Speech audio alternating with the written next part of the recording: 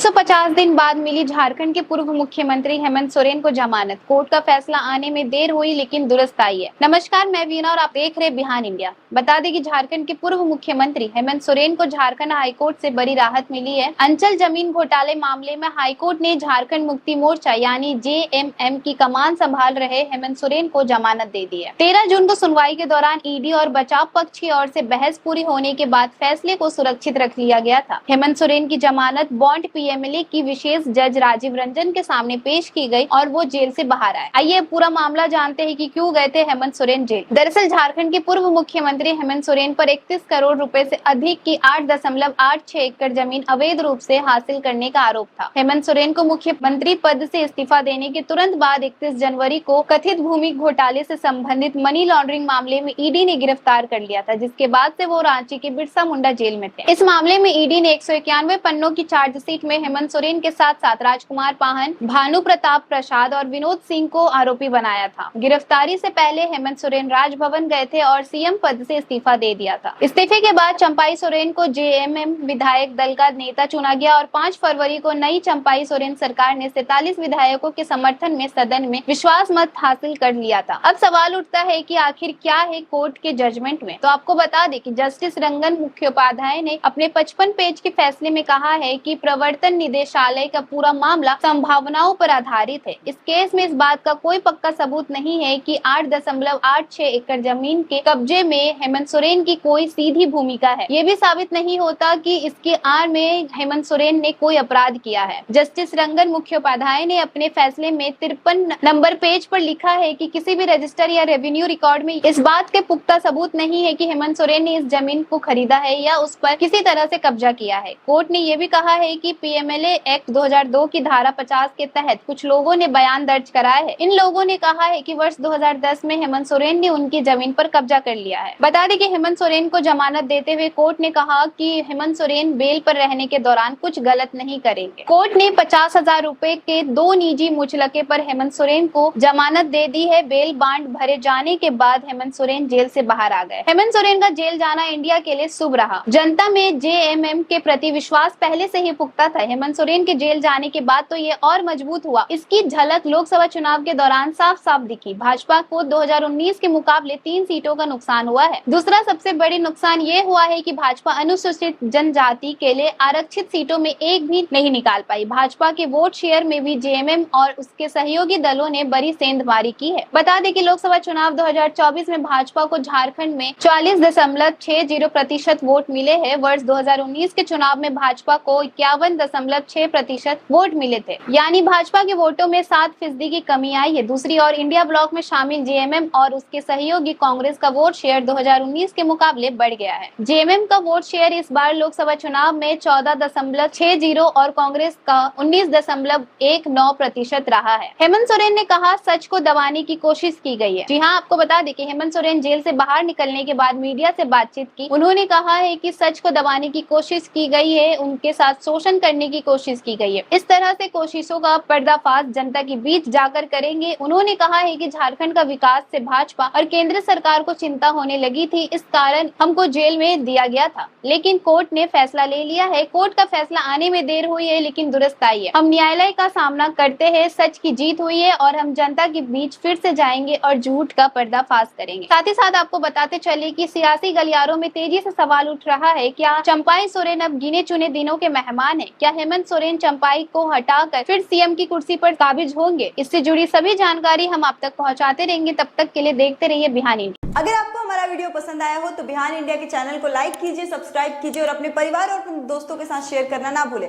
साथ ही हमारा bell icon भी जरूर दबाएं और हमारा चैनल ट्विटर, फेसबुक और यूट्यूब पे है, तो तीनों जगह अपना सपोर्ट जरूर दिखाएं।